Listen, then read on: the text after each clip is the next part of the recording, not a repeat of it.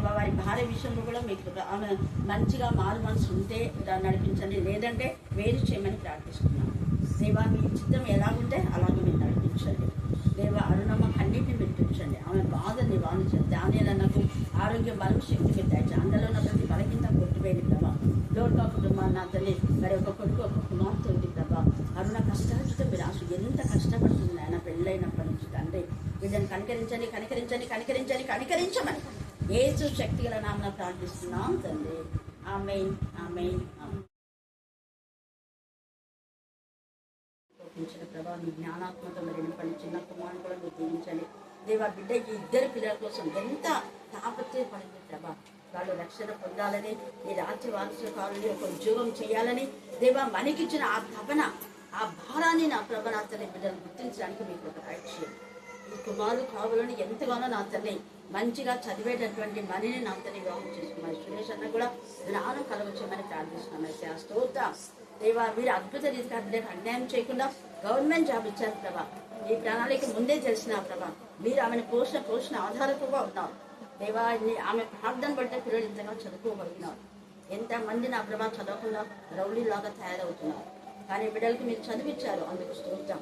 ఆ చదువు ఉపయోగపడడానికి మీకు పదాయించారు. దుష్ట శక్తులన్నీ కూడా మీరు లేపరచారు దేవా. నీకే వందనాలు చెల్లిస్తూ మీ నెమ్మది సమాధానం కాపులు కూడా దయచేమని దేవా. నా తల్లి మరి సలువుని మా తల్లి అప్పును కూడా మీరు జ్ఞాపకం చేసుకుని సాత్విక అన్ని లేపరచారు. ఏ శ్రావణ ప్రార్థిస్తున్నాం తండ్రి. ఆమేన్ ఆమేన్.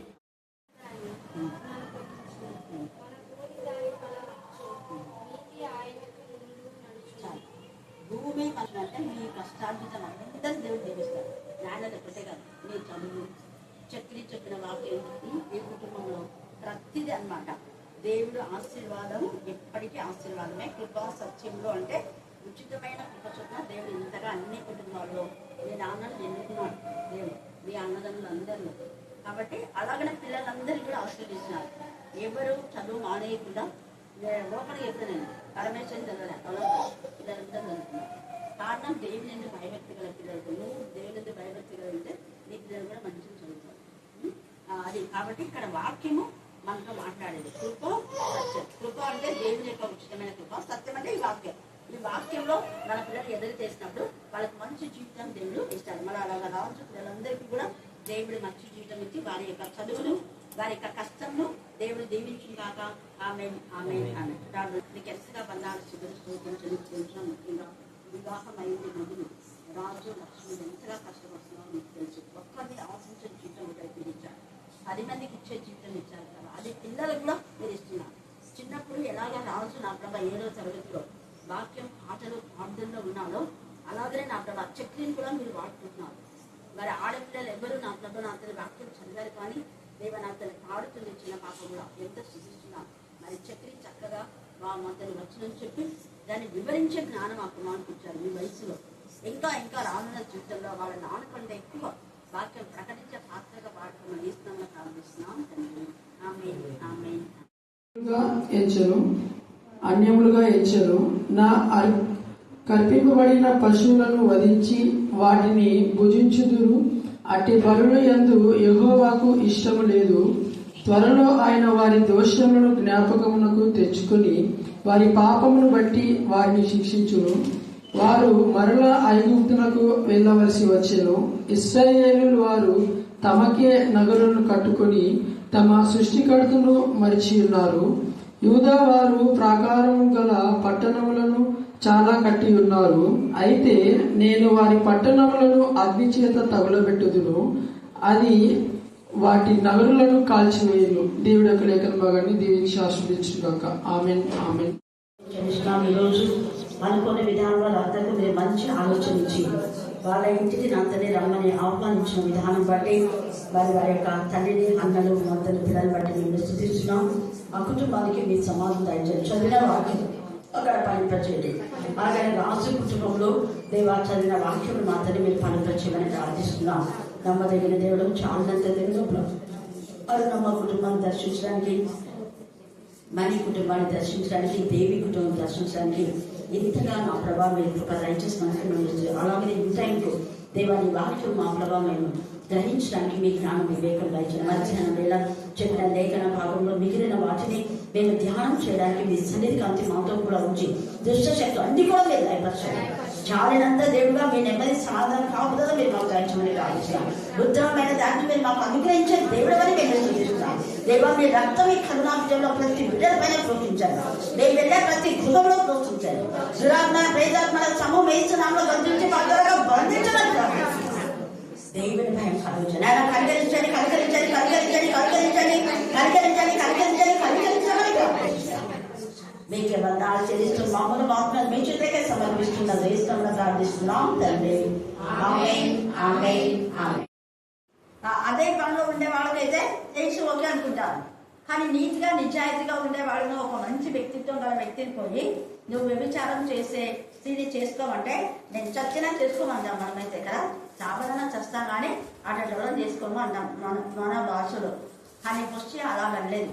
అది మాట మాట్లాడకుండా కారణం ఏంటంటే ఇప్పుడు యేసయ్యకు ముగ్గురుగా హోషియా ఉన్నాడు. అంటే భయంకరమైన పాపం జీవితంలో ఉన్నటువంటి ఆ వ్యభిచారం చేసేటటువంటి ఆమె ఒక స్త్రీ లేదా ఒక సంఘం లేకపోతే మానవుడు చేసిన పాప దోషములు అన్నీ కూడా యేసయ్య భరిస్తున్నాడు. అంటే హోషియా కూడా ఆమె గతంలో చేసిన పాపాలన్నీ ఆమె గుర్తుపెట్టుకుంటే ఆమెను పెళ్లి చేసుకుంటాడా? చేసుకోడు. ఎప్పుడైతే వివాహం చేసుకున్నాడో అప్పుడు నేను అనుకుంటా ఆమెతో నిబంధన చేసుకున్నాడు. చూడమ్మా, ఇంతవరకు నువ్వు ఎలా జీవించావో నీ బతుకు అది వేరే, కానీ ఇప్పుడు నాకుతో పరిశుద్ధంగా ఉండు, నేను కూడా నీతో అట్లనే ఉంటా అని మనం 4 అధ్యాయంలో నిబంధన చేసుకున్నదంతా మనం వింటాం. అలా నిబంధన చేసుకొని మళ్ళా 3 పిల్లలు కన్న తర్వాత లో అమ్మి ఎజ్రాయేల్ ఈ 3 పిల్లలు అయిన తర్వాత మళ్ళా విడిచిపెట్టి ఆమె వెళ్ళిపోతారు. కానీ అప్పుడు చాలా శోధన అనిపిస్తుంది. అప్పుడు మళ్ళీ తిరిగి తన మొదటి పెళ్లి దగ్గరికి వస్తానని వచ్చింది. దాని అర్థం ఇన్నర్ మీనింగ్ ఉంది. ఆది కాండంలో మానవుడు ఎంతో ప్రేమించి దేవుడు తయారు చేసుకుంటే వాళ్ళు అపవాది ఎక్కువ శోధనలో పడిపోయి తప్పిపోయినారు. అదే పాపం చేసిన వ్యక్తులు మళ్ళీ ఇప్పుడు దేవుడిని వెతుకుంటూ దేవుడి దగ్గరికి వస్తున్నారు. అంటే నాకు నిజంగా నా దేవుడి మాట నేను ఇలాగా పెడచోన పెట్టి తినద్దా అంటే కూడా నేను తిన్నాను. కాబట్టి నా యొక్క తప్పిదాన్ని క్షమించు దేవాని దేవుని దగ్గర మొదలుపెట్టుకొని అక్కడ ఆమె ప్రార్థన చేసినప్పుడు దేవుడు ఆమెకు శ్రేష్టమైన కుమారుని ఇస్తారు. 2 కయ్యూను హేబేలు కయ్యూని ఇస్తే హేబేలు చనిపోతే మళ్ళా దేవునికి మొదలుపెట్టుకుంటారు. అంటే నా పాపానికి శిక్ష లేదు కదా, ఏ కొలత కొలిస్తే అదే కొలత కొలుస్తాం. దేవుని బాధ పెట్టినాం కాబట్టి తల్లిదండ్రులు బాధపడేలో అక్కడ హేబెల్ చనిపోతే ఎంత ఉండకపోతే హేబెల్ చనిపోయినాడు, కయ్యూనేమో హేబెల్లో మరి దేశం దిమ్మరై వెళ్ళిపోయినాడు. ఆ తర్వాత మళ్ళా వాళ్ళకు పిల్లలు ఇస్తారు, వాళ్ళంతా బ్లెస్సెడ్ అవుతారు. ఆ బ్లెస్సింగ్స్ అంతా కూడా దేవుడు మనకి ఇవ్వాలని, అంటే తప్పు చేసినా కూడా దేవుడు మనం ఎంత ప్రేమిస్తారు. ఆ ప్రేమకు నిదర్శనమే యేసయ్య శిలువ విలువ, యేసయ్య శిలువ శక్తి, యేసయ్య యొక్క మరి సంపూర్ణ సమర్పణ మన జీవితంలో దేవునికి మహిమకరంగా మన శరీరం కూడా సజీవయానంగా సమర్పించాలని దేవుడి ఉద్దేశం. మన శరీరాలు అపవిత్రం చేసుకోకూడదు. ఇక్కడ ఎఫ్రాయిము ఎంతగా దేవునికి ముద్దు బిడ్డ, దేవుడు పెంచాడు, పెద్ద చేశాడు, రొమ్మను ఆడించుకొని భోజనం పెట్టాడు. నేను ఎఫ్రాయిముకు నడక నేర్పిన వాడు నేనే అంటాడు దేవుడు.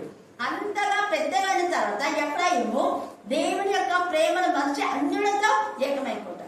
అన్యులతో ఏకమైనందుకు దేవుడు నా ముద్దు బిడ్డ కదా, నేను పెద్ద చేశాను కాబట్టి వాడు ఏం చేసినా పర్లేదులే, నేను ఓర్చుకుంటానని మన ఈ లోకం తల్లిదండ్రులాగా అనుకోడు దేవుడు. దేవుడు న్యాయకర్త.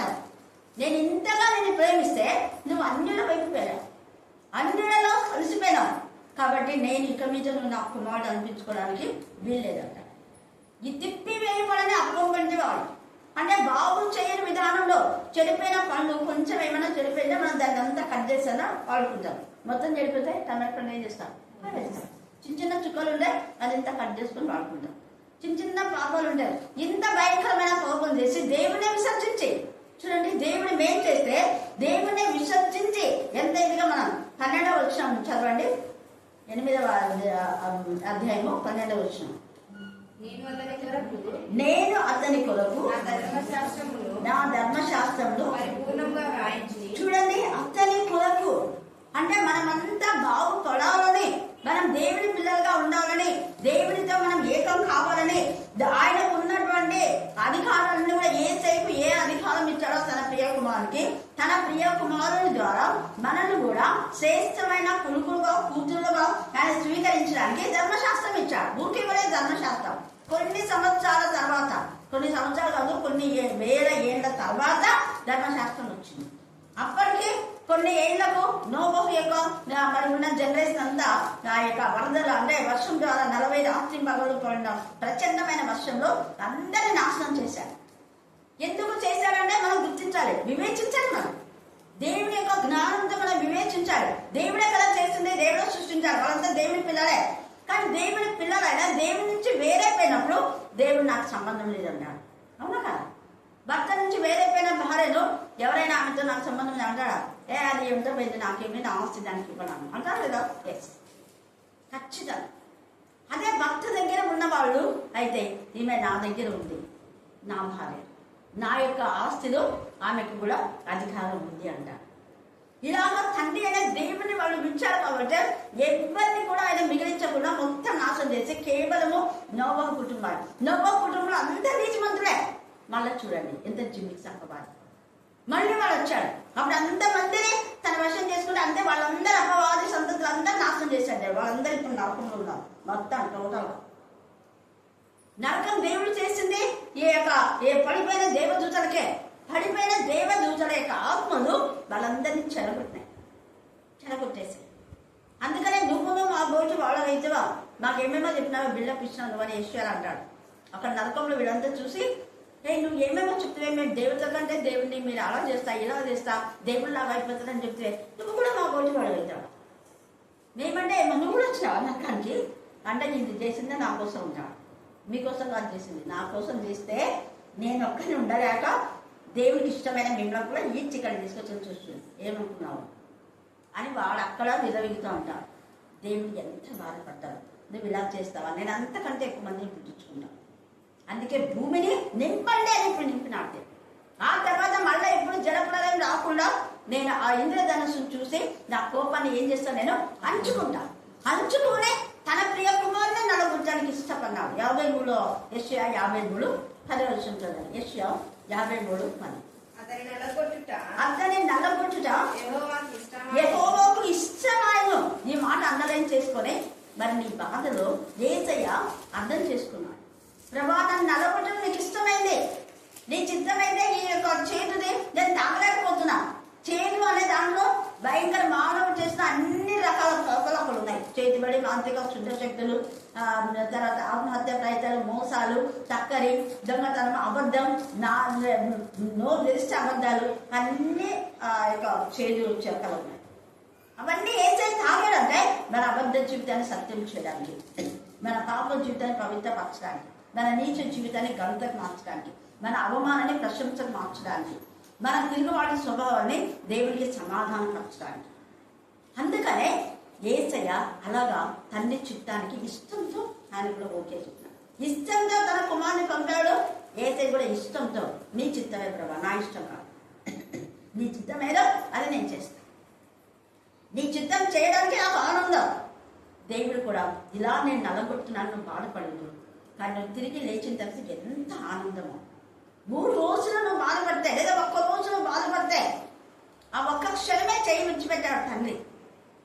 తండ్రిని ఎందుకు నన్ను విడిచిపెట్టావు, నా దేవా నన్ను ఎందుకు ఎందుకు ఎందుకు అని ప్రశ్న అయిపోయింది. అప్పుడు వెంటనే దేవుడు ఆన్సర్ ఇచ్చాడు.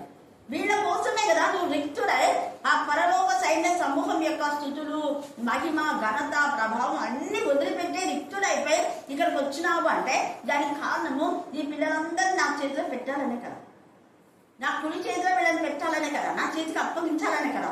మరి నేను వీళ్ళ చేతులన్నీ నేను పట్టుకోవాలంటే నీ చేయి వదలాల్సిందే. నీ చేయి నేను పట్టుకుంటే మరి వీళ్ళ చేతులు నేను ఎట్లా పట్టుకోవాలా? అర్థమైపోయి యేసయ్య.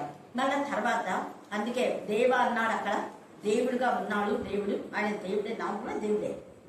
తర్వాత నేను సంపూర్ణ మానవుని చెప్పడానికే దాహమైంది అని చెప్పాను. నేను మానవుని అనే అందరిలో రుజువు చేయడానికి దాహమైంది అన్నాడు. ఆ 3 మాటలు కూడా 4, 5, 6, 7 వెంట సెకండ్లో పలికాడు. మిగతావంతా కూడా టైం చాలా తీసుకున్నాం. 12 గంటల నుంచి దాదాపు 2:15 వరకు మిగతా 3 మాటలు మాట్లాడినాడు. 4వ మాట మాట్లాడిన వెంటనే ఇంకా 5 నిమిషాల్లోనే ఇవన్నీ అయిపోయాయి. దాహం కొన్నాను అన్నాడు, సమాప్తమైంది అన్నాడు. తండ్రి నీ చేతికి నా ఆత్మను అప్పగిస్తున్నాను. ఎంత ఇదిగా అందుకే ఎంతగా అక్కడ తన ప్రియ కుమారుని బాధకు అనుభవించినాడు. అదంతా కూడా రాబోయే వీళ్ళంతా ప్రవక్తలు కాబట్టి ఏసయ్య ఇలా చేయబోతాడని తెలుసు కాబట్టి హోషేయ ఒప్పుకున్నాం. ఎంత పాపనైనా క్షమించే దేవుడు, నేను కూడా క్షమిస్తాను దేవా, నేను నీ కుమారుని కదా అనుకోని ఇంతగా పెంచితే వీళ్ళు అన్యులతో చేరిపోయినారు. అందుకే ధర్మశాస్త్రం దేవుడు ఇచ్చాడు. ఎఫ్రాయిము పాపములకు ఆధారములకు బలిపీఠములను ఎన్నెన్నో కట్టాడు. చూడండి ఎన్ని కట్టాడు బలిపీఠం. మన హృదయంలో ఇతరులకు స్థానం ఇస్తే బలిపీఠమే. నీ కొడుకుని ఎక్కువగా ప్రేమిస్తావు బలిపీఠమే, నీ బిడ్డను ఎక్కువగా ప్రేమిస్తా బలిపీఠం, ఉద్యోగులు ఎక్కువగా ప్రేమిస్తా, దేవుని కంటే ఎక్కువ దేని ప్రేమించినా అది బలిపీఠం, అదే విగ్రహం. బలిపీఠం అంటే విగ్రహం కట్టాడు. దేవుడు కట్టడా, అన్నిలో కట్టినాడు, అన్ని దేవతలు కట్టినాడు. అన్ని దేవతలు బలిపీఠాలు కట్టినటువంటి వాళ్ళందరూ కూడా బెల్షాసర్ వీళ్ళందరూ కూడా నాశనమైపోయినారు. కింగ్ సౌల్, సొలొమోను అంతగా దేవుడికి ఇష్టడు, జ్ఞానాత్మత నింపబడ్డాడు. దేవుడు ఎవరిని క్షమించాడు? ఇదివరలో కానీ ఇప్పుడు ముందు కానీ తర్వాత కానీ నీ జ్ఞానవంతులు ఉండరు అని చెప్పాడు. తన మందిరాన్ని కట్టినాడు. ఎంత మంది మహింపరిచారు. ఈ కొన నుంచి ఆ కొన నుంచి క్షేమదేశం రానుచ్చి ఎంతగానో ప్రశంసించింది. రాజులందరూ ప్రశంసించారు. కింగ్ సొలొమోను ఇంగిత జ్ఞానం లేకుండా కామస్తుడై దేవునికి బాధ పెట్టాడు. ఒకసారి అసలు కింగ్ సొలొమోను ధ్యానించుకుంటే ఎంత గుండె పోత అనిపిస్తుంది. ఇంత దేవుడు చేస్తే ఎట్లా విశ్వాసఘాతుకుడు అవుతాడు? దేవుడు ఎందుకు అది రాసించిన అంటే మీరు అనేటిలాగానే ఉన్నారు, నేను మీకు అంతా ఇచ్చినా కూడా మళ్ళీ నన్ను వదిలిపెట్టినారు. ఎప్పటికీ నేను మళ్ళీ చెప్తున్నా మీకు, మళ్ళీ మళ్ళీ మళ్ళీ చెప్తున్నా, దేవుని సరిగ్గా ఎప్పుడు విలువదు. దేవుడి కంటే ఎక్కువ ఏదే కాదు. ఇంకా చెప్పాలనుకుంటే రాత్రి మీరు రాకపోయినా పర్వాలేదు, ఆదివారం రోజు మధ్యాహ్నం ఖచ్చితంగా రండి. ఎందుకు మధ్యాహ్నం ఖచ్చితంగా రమ్మని ఏం చేస్తుంది? తొందర ఇవ్వాలి, తొందరగా అది తేనే ఇవ్వడు. ప్రభు బలలో బ్యాప్టిజం తీసుకున్నాక ప్రభు బలలో పాలు పొందకపోతే నీకు నాకు అసలు పాలు లేదు. అసలు రోజు తీసుకోవాలి, అవకాశం లేదు కాబట్టి వారం పోస్తారని ఖచ్చితంగా తీసుకోవాలి. దేవుడు మనకు అవకాశం ఇచ్చాడు. మళ్ళీ ఒకప్పుడు నాన్న పెట్టిన పద్ధతి ఇక్కడ కరుణాపీఠంలో పెట్టాడు. అప్పుడు అందుకని అందరు ప్రెస్ అయ్యారు. అప్పుడు ప్రతి వారం ప్రభు వల్ల తీసుకున్నారు. ఎవరిని ఒకరికి 10 రూపాయలు కూడా అప్పు అడిగేవాళ్ళు కాదు. అప్పు అడగాలంటే సిగ్గుతో నలిగిపోయేవాడు. ఏదైనా అప్పు అంటే ఒక 5-6 కుటుంబాలు మాత్రమే అడిగేవాళ్ళు. పేరు చెప్తే బాగుండదు. 5-6 కుటుంబాలు మాత్రమే నాకు తెలిసి. మిగతా ఎవరు కూడా అడగాలంటే సిగ్గుతో తల దించుకునేవాడు. వాళ్ళే ఇచ్చేవాళ్ళగా ఉండేది. ఇంట్లో ఎక్కడ చూడు ధాన్యాలే. చాలా మంది అంకులు వాళ్ళు ఇంట పెద్ద పెద్ద గర్షలు ఉంటాయి అట్లా ఇట్లా కిందంతా అది ఏమంటారు, అది పెద్ద పెద్ద ఇంత పెద్ద గంపలు, అవి ఎంత పెద్ద గంప అంటుంటుందండి. దాని ఇళ్ళకి ఎప్పుడో రేయర్ నాన్న తీసుకెళ్తాను నన్ను, రేయర్ అనమాట. అంత పెద్దగా ఉంటాయి. నిచ్చెన వేసుకొని దాంట్లో చిన్న నిచ్చెన ఉంటుంది, దాంట్లోకి వేసుకొని తీసుకెళ్తాను. నేను చూసిన చూడండి అంత దాని ఇప్పుడుందా? ఒక్కింట్లోనే గుండె ఉందా? ఒక్కింట్లోనే గర్ష ఉందా? గర్ష పక్క పెట్టేస్తే 4 సంచులు ఉంటేనే గొప్ప ఉంటాను. గర్షలే కానీ టీచర్ 4 సంచులు ఉంటే చాలు. ఎందుకు వచ్చింది అది? ప్రభు బలలో పార్టిసిపేట్ చేయడం లేదు, దేవుని వాక్యం ఎక్కువ చదవటం లేదు. మరి ఏంటి ఇంతమంది? అప్పుడు ఉండేదంతా 200 మంది దేవుడు ఆశ్రయించారు. ఇప్పుడు 2000 మంది ఉన్నారు, ఎవరికి ఆశ్రయాలు అంతా అడుగు తినే బతుకులే. ఎవరో కొంతమంది, ఒకరిని ఆశించకుండేది కొంతమందే. 2000 కుటుంబాల్లో లేదా 2000 మందిలో అందరికీ దేవునికి విరోధమైన జీవితాలు బుద్ధి. ప్రభు బల్లలో సమృద్ధి ఉంది మనకు. ప్రభు బల్లలో తీసుకొని ప్రకటించాలి. ప్రకటించినప్పుడే మనకు ఆశీర్వాదం. ప్రకటించకపోతే ఏముండదు. ప్రకటించడం అంటే విత్తనం విత్తుతున్నామని. విత్తనం విత్తితే బ్లెస్సింగ్స్ వస్తాయి. అక్కడ చూడండి జకర్యా, ఇందాక నేను చెప్పినా కదా 11వ అధ్యాయము, జకర్యా 11 మధ్యాహ్నం వేళ చదివించిన కొంతనే ధ్యానం చేసుకున్నాం మనము. 11వ వర్షం నుంచి చదవండి, 11 నుంచి 17 దాకా. అది విడవబడిన దినమున నేను చెప్పినది అది. ఇప్పుడు చెప్పింది యెహోవా వాక్యది. ఊరికే కదా ప్రభు బల అంటే ఎంత ఇదనుకున్నారు, ఎంత విలువైందో మీరు ఒక్కసారి ఆలోచించాలి. ప్రభు బలలో చాలా చాలా అర్థం ఉంది. మందలో బలహీనమైన నన్ను ఒక దేవుని కనిపెట్టుకుని ఉన్నా. గొర్రెలు తెలుసుకుంటాయి దేవుని ప్రేమ. బలహీనమైన గొర్రెలు వారం తీసుకోవాలని వచ్చి బలపడతాయి. మిగతావి కొవ్వు ఎక్కువైపోయి ప్రభువులో తీసుకుంటే ఏమిటో తీసుకోకుండా ఏమిటో నెలకు ఒకసారి ఇస్తాం, ఇంకా 2 నెలలకు ఇచ్చింటే ఇంకా బాగుంది. నెలకు ఒకసారి కష్టంగా ఉంటుంది తీసుకుంది అనేవాళ్ళు కూడా ఉన్నారు కదా, ఉన్నారు. ఎప్పుడు ఇస్తే ఏం లేదు. నేను వారం ఇయ్యండి ఏంటి ఇచ్చారు వారం ఎక్కడ ఖర్చులు చాలా ఎన్ని, ఇప్పుడు 40 లక్షల దాకా ఉంటుంది. ప్రభు వల్లకే ఖర్చులు వస్తాయా? 2-3 లక్షలు పెట్టి అలంకరణ చేస్తాం. ఒక్కరోజు అలంకరణ 2-3 లక్షలు. మరి అదే సంవత్సరానికి 1 లక్ష కంటే ఎక్కువ అవుతుంది ప్రభు వల్లది. ఎంత నీచంగా ఆలోచిస్తున్నారు చూడండి. ప్రభువుతో అది ఉండడం. తండ్రి అయినా యేసయ్య అన్నాడు కదా, నేను మీతో పాటు ప్రభు వల్ల తీసుకుని నాకు ఇష్టమైంది, ఇష్టం మీతో పాటు భోజనం చేయాలని.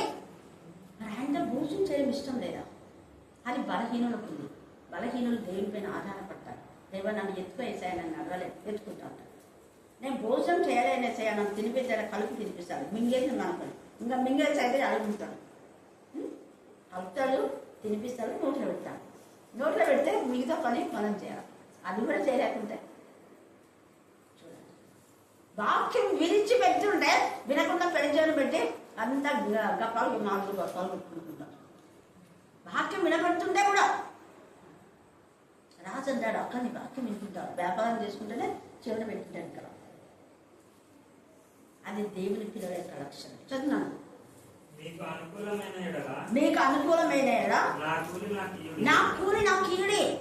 చూడండి, అడుగుతున్నాడు. మీకు అనుకూలమైతే ఎవరు అంటున్నాడు ఈ మాట అంటే ఇస్కరియోతీయుడు.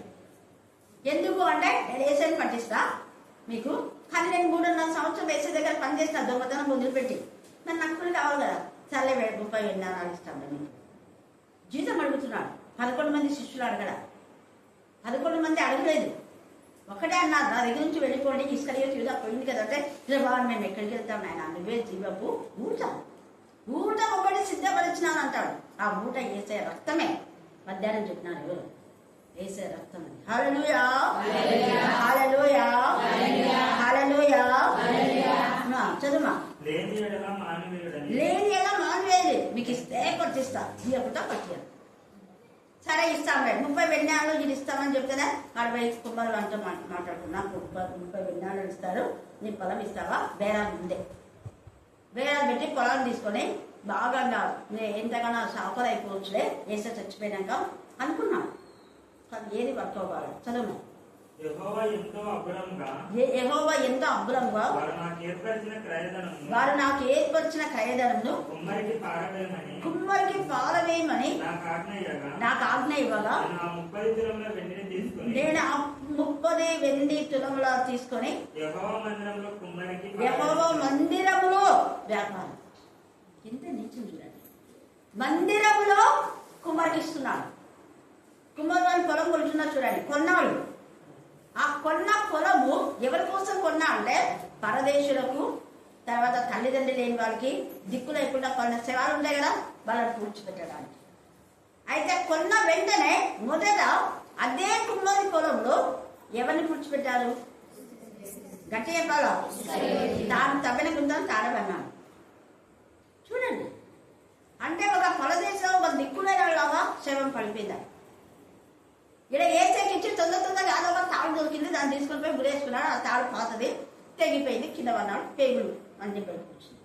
కాకులు గద్దలు అన్ని తింటుంటే పంచాయతీ వాళ్ళు తీసుకుపోతారు కదా, శవాన్ని ఇచ్చుకపోయి అడబోయి పెట్టినాడు. తను తవ్విన గుంట కాడపడ్డాడు. మనం అలా ఉండదు. విశ్వాసఘాతకులు కావచ్చు. దేవుడు చేసిన మేళలు ఎప్పుడు మర్చిపోదు. అదే పేతునైతే సాతానా నా వెనుకకు పో అన్నాడు. అదే పేతురు కోసం ప్రార్థన చేశాడు. అదే పేతురు నువ్వు రక్షణ పొందిన తర్వాత నువ్వు వీళ్ళందరినీ కూడా రక్షణలోకి నడిపించన్నాడు. 22 రూపాయలు ఉంది. మధ్యాహ్నం చదువుకున్నాం, మీరు తర్వాత చదువుకోండి. ఇంటి దగ్గరికి వెళ్ళినాక బాగా చదువుకోండి. ఇలా చదువున్నాం.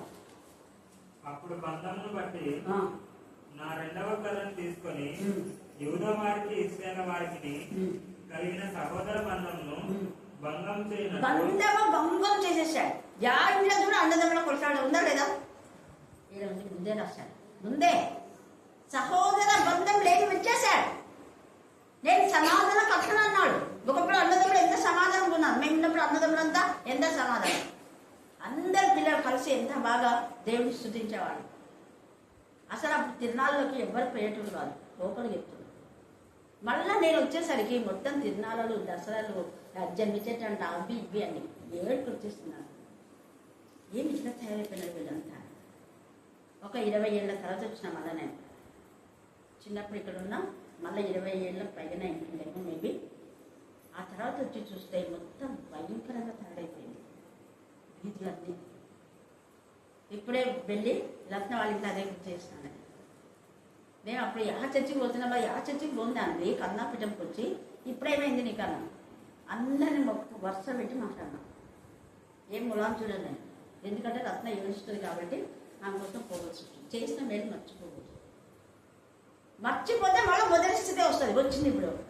నేను అదే నా అందరం పెట్టి ఇప్పుడు ఈ స్థితి మీకు ఎట్లా వచ్చింది? ఇప్పుడు ఒకప్పుడు బాగున్నారు, నువ్వు ప్రార్థన లాగా తల్లి నీ నుంచే పిల్లలందరూ ఇట్లా అయినారు చూడండి. చెప్పినానా మరి వాళ్ళ ముఖాన్నే నువ్వు అప్పుడు వచ్చినావు, ఆశీర్వదించమన్నావు, విక్టోరియాకి ఉద్యోగం వచ్చింది. అదే నీ కొడుకు కూడా టీటీ చేసినాడు. మనకి రాదని నేను ఆ రోజు చెప్పిన. ఎందుకు రాదన్నా అంటే క్రిస్టియన్గా నా ఆధార్ కార్డులో ఉంది వాళ్ళ క్రిస్టియన్ అని. నా ఆధార్ కార్డులో తీసేసి వాళ్ళ ఇంటి కార్డు వేసి దాంట్లో రాపించుకున్నాడు. నువ్వు ఆ పిల్లలకి ఎస్టీ అని నీ కార్డులో రాపించుకున్నావు కాబట్టి నీకు దేవుడు ఏమి ఇస్తాడు నాకు తెలియదు అని ఇస్తాను. ఇంకోటి దేవుడు ఆయన వేరుగా ఉంటే ఏమేమి ఉన్నదో ఎప్పుడైనా ఇదే ఇవన్నీ చెప్పిన కొంతమంది ఇస్కరియోతు యూదా కూడా చెప్పిన. ఏమొస్తుందో తెలియదు. అది చేసిన నెలకే వాళ్ళకి గుండె నొప్పి. ఉద్యోగం కోసం ఎక్కడెక్కడో పోయినాడు. అదేమి కోర్సు చేసినారు ఏమేమో. రమేష్ ఇప్పుడు కదా ఎన్నిసార్లు చదివినా రాడు. అది ముందే నేను అన్న ఇప్పుడు ముందే చెప్పినా కదా నీ కొడుకు రాదు అని. ఎందుకు రాదంటే దేవునికి విరోధమైన పని. ఇప్పుడు నేను తిన్నా వీళ్ళు నాకు సంబంధించిన వాళ్ళు కాదంటే ఉద్యోగం పోతుంది. ఉద్యోగం నా సర్టిఫికేట్ అంతా నా సొంతమే ఉంది.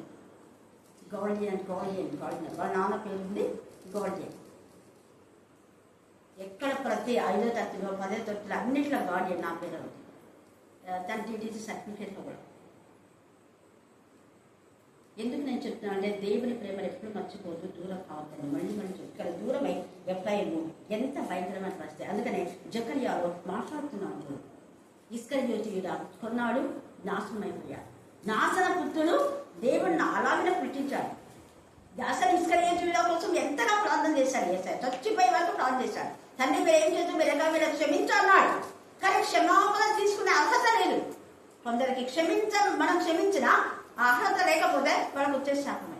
అందుకే ఏసై అన్నాడు తేగల, మీరు ఎవరిని క్షమిస్తారో వాళ్ళకు క్షమించే ఆ క్షమాపణ నిలబడుతుంది. ఎవరి పాపం నిలిచిందో నిత్తులో వాళ్ళ పాపంలో ఏమైపోతాయి నిలిచింది. ఎవరికి క్షమించడో అంటే మనం దేవుడికి చెప్పుకుంటే దేవుడు క్షమిస్తాడు. దేవుడు మనం కాదు.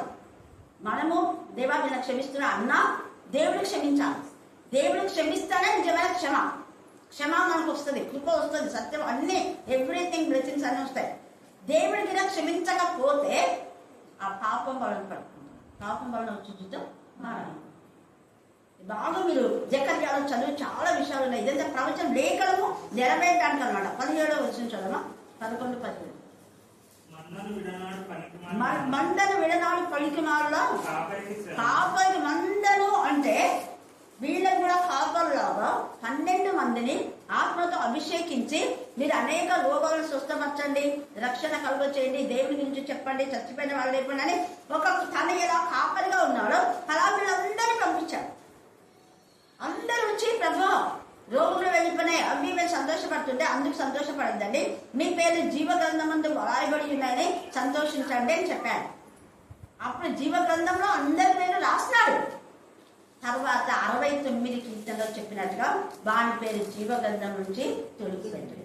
వాడి ఉద్యోగం వేడము తీసుకొని కాక లేఖనం నెరవేర్పు ఇస్కరియోతు యూదా యొక్క ఉద్యోగము మత్తయి తీసుకున్నాడు. కాపురత్వం లేదు, వీళ్ళంతా కాపులు అయిపోయినారు. కానీ మందను విడనాడినటువంటి ఈ కాపులైన ఇస్కరియోతు యూదాకు ఏమొచ్చింది? ఉగ్రత వచ్చింది. అందుకే మందను చెదరగొట్టే కాపులకు శ్రమ అదంతా చాలా చాలా ఉంది. మీరు తర్వాత చదువుకోండి. కాపరి అంటే యేసుని ప్రేమించేవారు. యేసుని ప్రేమించే వాళ్ళు గొర్రెలు కాస్తారు, గొర్రెలు మేపుతారు. మరి మీ ఇంట్లో ఉన్న గొర్రెలను మీరు కాస్తున్నారా, మేపుతున్నారా? ఆలోచన చేసుకోండి. 13వ అధ్యాయము 1వ వచనం జకర్యా.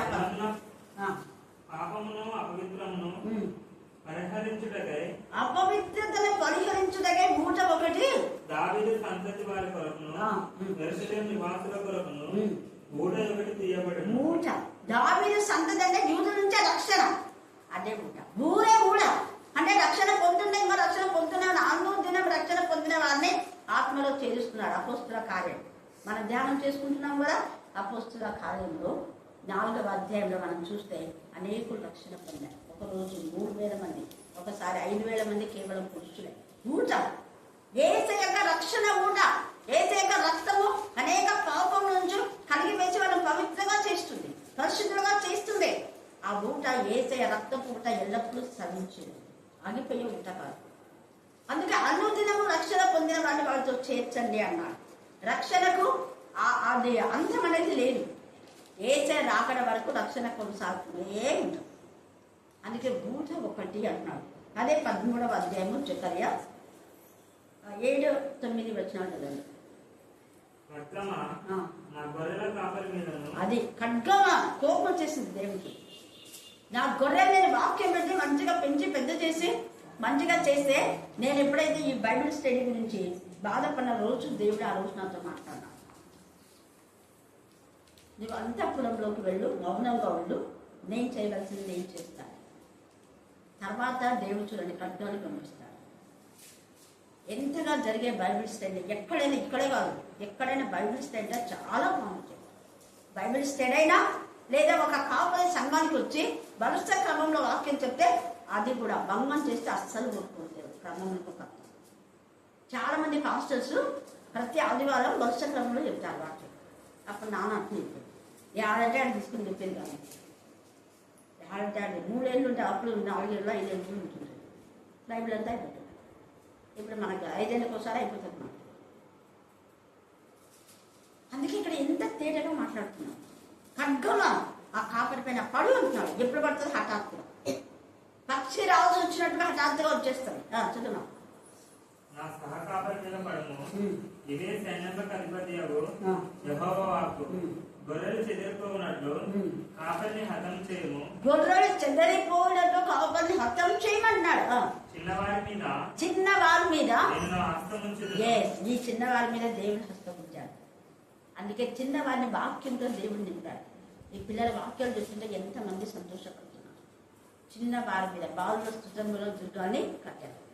నేను చెప్పాను కదా, చిన్నపిల్లల నుంచే నా సేవ స్టార్ట్ అయింది. స్కూల్లో చిన్న అదే నా స్కూల్ పిల్లలంతా కూడా మొదట నేను ఎలిమెంటరీ స్కూల్కే నేను అపాయింట్మెంట్, తర్వాత హై స్కూల్ ఒక 5 ఏళ్ళు చేసింది. ఆ తర్వాత రామదుర్గంలో హై స్కూలే, జూలపల్లి హై స్కూలే. ఇక్కడ తర్వాత రిటైర్డ్ అయ్యేటప్పుడు ఇక్కడికి వచ్చినాను. ఎందుకు నేను చెప్తున్నాను ఈ విషయం అంటే, చిన్న పిల్లల నుంచి దేవుడు నన్ను ఆత్మీయంగా బాగా ఎదురు చేశాను. వాళ్ళకి చిన్న చిన్న పొడుకథలు చెప్పడం, దేవుడు ఇట్లా బాగా చేసినాడు అనడం, వాళ్ళకి అద్భుతాలు జరిగితే వాళ్ళ తల్లి రెడ్డిస్ కూడా కొబ్బరి నూనె తీసుకొచ్చి ప్రేమ చేయించుకుంటారు. అక్కడ మారినారు ఒక రెడ్డి కుటుంబం. సునంద తెలుసు, ప్రభావం చేసుకుంటారు. చక్కరెడ్డి సార్ కూతురు ఏమే బీడా బాబా. తన 2 పిల్లలైనా వచ్చింది. ఇప్పుడు ఈ మధ్య తన మరి ఏమైనా అక్కడ ఏమి ప్రాబ్లమో నాకు తెలియదు. లేకపోతే ప్రతి క్రిస్మస్ ఖచ్చితంగా నిర్వహించేస్తుంది. ఒక 7 మందిని వచ్చేవారు. అంటే ఇంకా పెళ్ళైనాక అక్కడక్కడ వెళ్ళిపోయినారు. అంతా ఎక్కడంటే అక్కడ సెట్ అయిపోయినారు, ఉద్యోగాల్లో సెట్ అయినారో తెలియదు. ఇంకొక కృపాలని ఆమెకు 8 ఏళ్ళు పిల్లలు కాదు. తర్వాత 2 కుమార్తెలు, చక్కని కుమార్తెలు తీసుకుని వచ్చారు. తన కర్నూలులో ఉంది కృపాల. నేనే పేరు పెట్టినాను. ఎందుకు చెప్తున్నాను ఇవన్నీ అంటే, అక్క పిల్లల నుంచే స్టార్ట్ అయింది. అది పెద్ద పెరిగి ఎంతగా ఆత్మలను దేవుడు కాపాడు. ఆ చిన్న పిల్లలు పోయి తల్లిదండ్రులు చెప్పి తల్లిదండ్రులు తీసుకుని వచ్చారు. అక్కడ ఎంత ఇదిగా అసలు క్రిస్టియన్స్ అనే వాళ్ళు లేరా నెరవాళ్ళు. ఇప్పుడు మంచిగా సంఘం కట్టుకోవాలి. హల్లెలూయా, హల్లెలూయా. అందుకని ఇక్కడ ఖడ్గం ఎప్పుడు పడుతుందో తెలియదు. దేవునికి మనం విధేయతగా ఉండాలని ఇక్కడ చెప్తున్నాడు.